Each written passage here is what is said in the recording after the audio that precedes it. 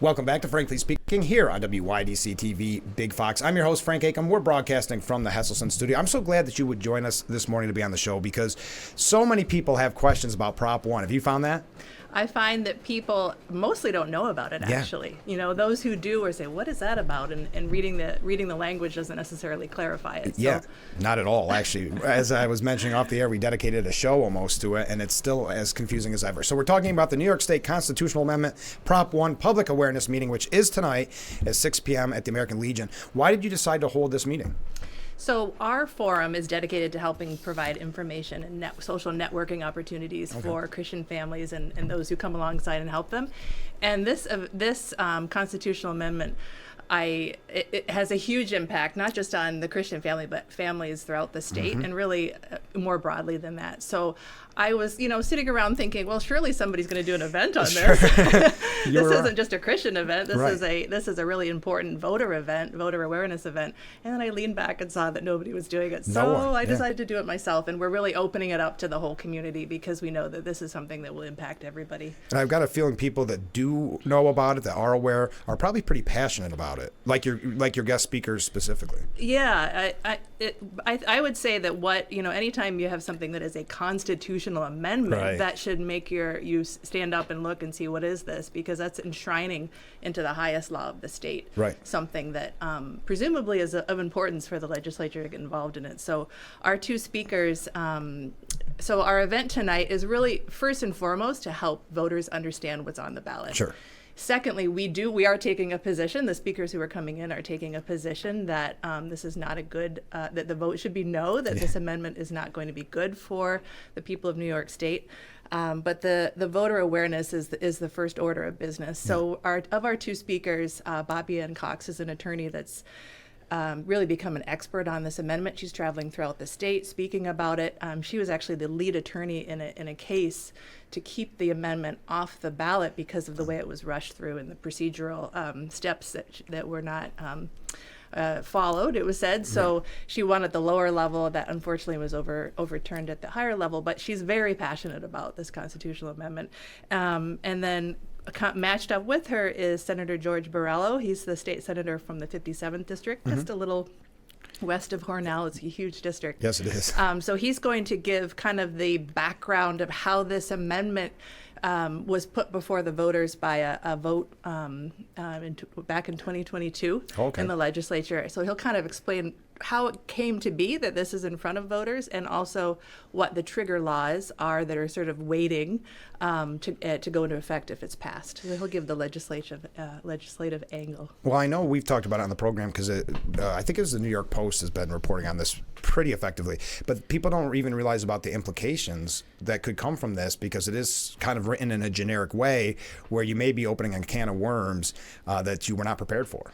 Yeah, I mean, this language is cloaked in the language of anti-discrimination, but when you dig into it, it's creating these protected classes of people, and our position is that ultimately this is going to hurt people because the way it is being presented is really against the truth of who the human person is.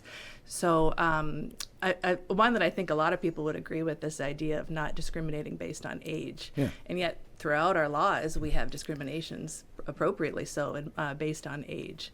The more extreme ones relating to statutory rape, but you could think of prison sentencing, and we're tipping into areas around gender ideology that are being pushed on kids. But it's not just that area. Age is written throughout our law that we treat people differently according to their needs. So that's an example of how something that's presented, of course we wouldn't want to discriminate about against somebody based on their age. And the reality is it could be, in this case, opening up a can of worms. So nobody likes the idea of discrimination. So let's get past that buzzword and see what this constitutional amendment is actually about, so that because the presumption when in having this meeting tomorrow, I presume everybody coming out wants the good of the human person. Sure. Regardless of your political position on this. If you're coming into this event, I have goodwill towards you.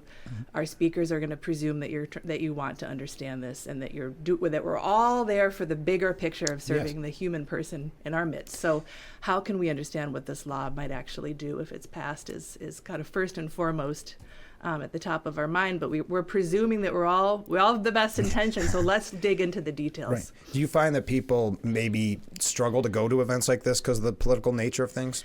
Definitely. Yeah. And so just a little background maybe about the Family Forum. Yeah. We started in 2022, Okay. very informally. It was after COVID.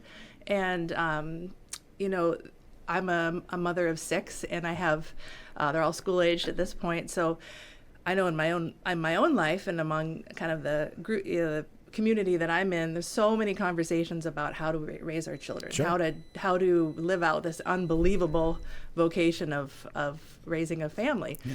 And I have been involved in the past in mothers groups. I worked for a while at Nottinghood Parent Resource Center in sure. Corning. I have a lot of passion around family development just in general in the community, but then my own life, it's important to me. So I was kind of hearing people asking questions about COVID, about and just not just mom groups, but like let's get as many people involved in those conversations as possible. Sure. So we started doing these forums for moms and dads, but then anybody who wants to come alongside and help them.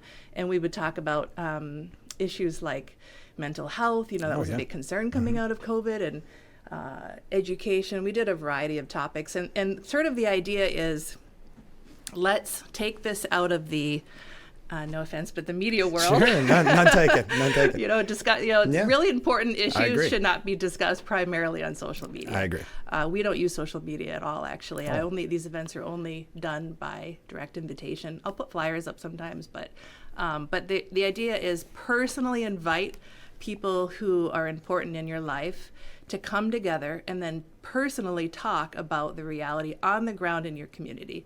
So we try to redo a little research before our events to understand some of the local data. Like, for example, on mental health, I tried to bring some of that local data to the conversation. But then we open it up. All right, let's talk about what this issue actually looks like in our community. Okay. Because whatever you might read online or read nationally, it's not relevant if it's not happening here. Right. So, getting coaches to come and getting educators to come alongside parents and talk about what they see from their angle is really important. So we always have the ground rules of we're here to talk about facts and issues. We don't get into personal slurs. We have a presumption of goodwill at our meetings. Sure. Anything is up for conversation. It's a forum. That's the way these things work. As long as you are respectful of the human person. So we do, our goal is to help the Christian family in particular, because what I've noticed is that I'm a Catholic myself, and I have I've gone to, events to serve the family, broadly in secular society, which is really helpful. But there are some issues where the lens of our faith is really important to bring to bear. Sure. So we're kind of like a professional development opportunity for parents. Okay. that they That's a can great come word. Yeah. and all of those who want to help support those parents. So we have grandparents come, teachers, people in the community, and we set the stage for these things to happen, even when we're talking about controversial topics, which we have done before, but we do it in a way that I think that is respectful of everybody in the room. So How many forums do you think you've had through the years? well, since 2022, this will be our 10th. Oh, wow. Yep. Wow. So we've had over 100 attendees overall, about 20 volunteers. Okay. So there's a crew, Yeah. and we kind of do one by one. We're like, all right, what are people talking about? What are the things that families really need more help and understanding? Mm-hmm. So it's been interesting. It's a great way to kind of get to know the community. And Sure. Well, then we're talking about the New York State Constitutional Amendment, Prop 1, public awareness meeting tonight at 6 p.m. Again, I know we were just talking about it, but I learned about the prop, sadly, from going to the Steuben County Fair and seeing a sign up at the Republican booth that said vote no on the prop. And until then, I hadn't even really heard about it. Why do you think it's been so quiet?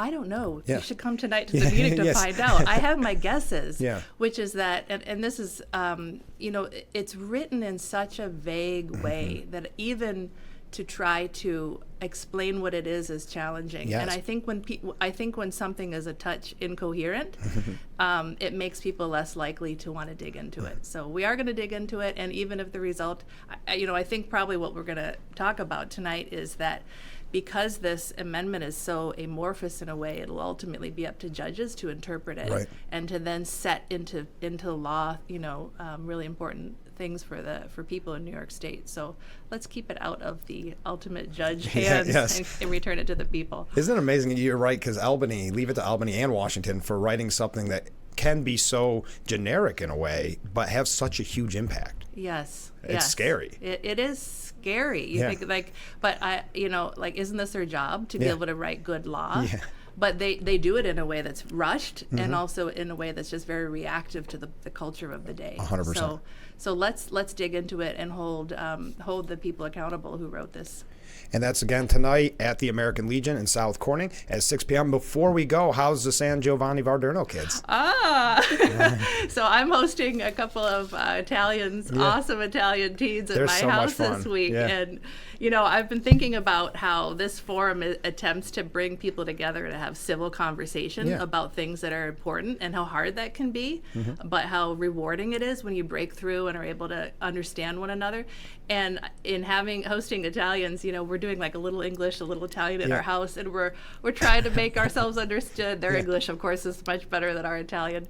But what a joy it is when you can bring people together from these different cultures and have conversation and food. I think we're gonna get some homemade pasta. Oh, tomorrow, really? actually. That's great. I've got to say that I love when they come on the program, and they do such a good job that it's almost intimidating for me, thinking that this is their second language, Yes. and they're that good at it. It's amazing. Isn't it amazing? Yeah, and courageous too. These, getting on the plane, hopping over here. No so, kidding. I don't think I could do it. But thanks for bringing them in. Actually, I think that I love it. That's fun for them. To yeah, come I'm in here. glad. So where's the best place to find out more about your group, Twin Tiers Family Forum? www.twintiersfamilyforum.org. That's pretty easy. That's easy. And there's information about our history and our mission, and about the event tonight as well. You can also sign up for our mailing list. So if you can't make it tonight, you can sign up and learn about the next event. Do you have the next one in the works, or? I have it planned for late spring. Yes. Okay. Details to be revealed. Okay, very nice. New York State Constitutional Amendment Prop 1 public awareness meeting tonight at 6 p.m. at the American Legion. Thanks so much for being on the show. Thank you, Frank. All right, we'll be right back with Frankly Speaking. Stay with us.